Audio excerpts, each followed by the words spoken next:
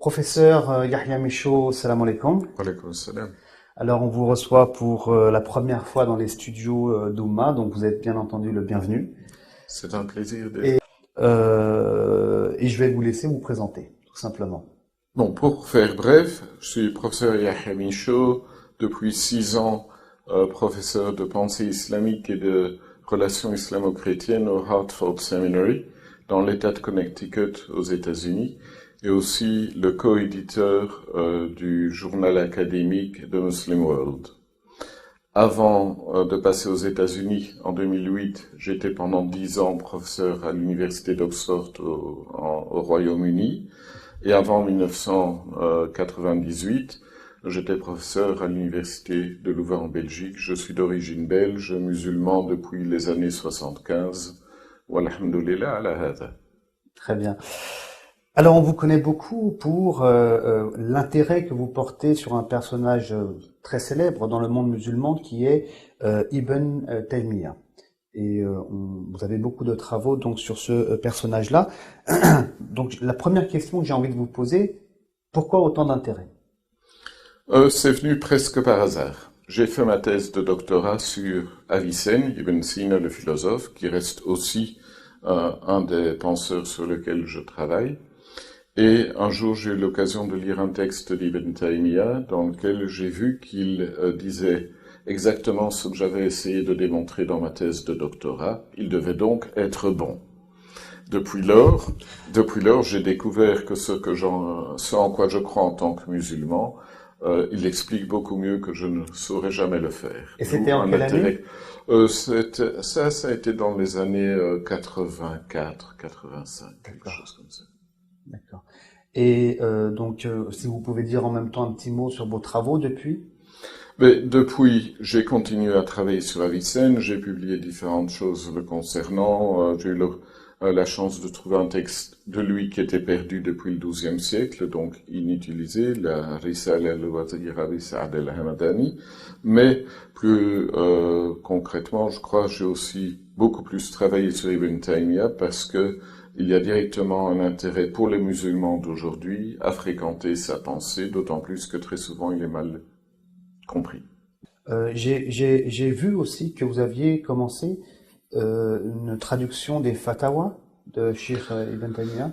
Ça fait à peu près 20 ans maintenant parce que j'ai besoin de ma dose d'arabe hebdomadaire, sinon je ne me sens pas bien, je traduis, je retraduis, je commente et j'introduis des textes choisis d'Ibn Taymiyyah qui ont été publiés d'abord dans la revue Le Musulman de l'Association des étudiants musulmans de France, à l'époque où elle était active, comme série de textes spirituels.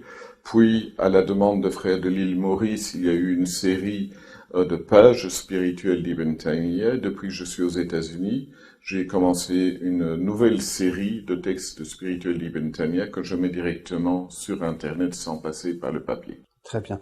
Alors, on va maintenant parler donc du personnage central, Ibn Taymiyyah. Alors, pour commencer, si vous pouvez nous parler de ses origines, de sa jeunesse et aussi de la grande famille Taymiyyah.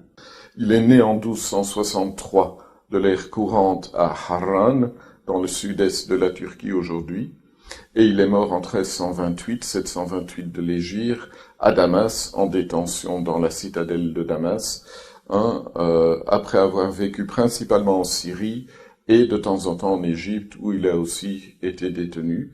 Il appartenait à une famille de savants hanbalites, mais alors qu'il était encore enfant, vers l'âge de 6 ans, sa famille a dû déménager de Harran vers Damas comme réfugié, menacé par les invasions mongoles qui s'étendaient vers l'est de l'Anatolie. D'accord, très bien. Vous avez dit qu'il était emprisonné. Pour quelle raison? Toute une série de raisons, principalement parce qu'il était considéré comme parlant trop explicitement et trop savamment pour très souvent les savants qui lui étaient contemporains. Et de la vie de ses élèves, c'était très souvent simplement des questions de jalousie. Aussi, le contexte politique des rivalités entre les émirs mamelouks qui contrôlaient le sultanat égypto-syrien.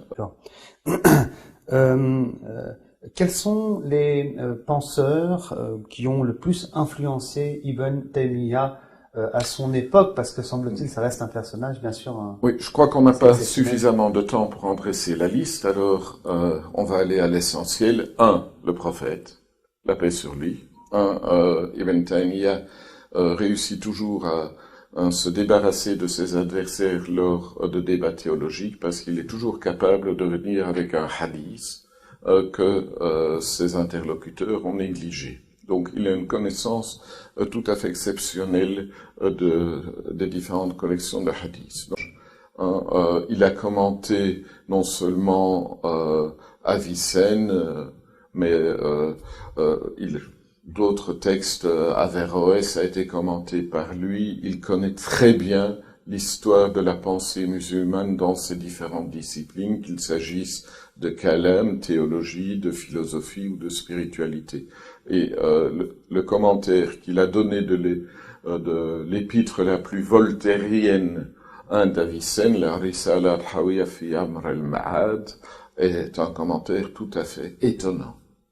Il faut se rendre compte que son ouvrage Dar Ta'arud al-Aql wa al-Naql, qui comporte, si je me souviens bien, 13 volumes dans l'édition actuelle, la plus sérieuse, est la meilleure porte d'entrée dont on dispose aujourd'hui pour explorer la falsafa et le kalam mutafalsif, donc la philosophie et la théologie philosophante du XIIIe siècle. Très bien, merci.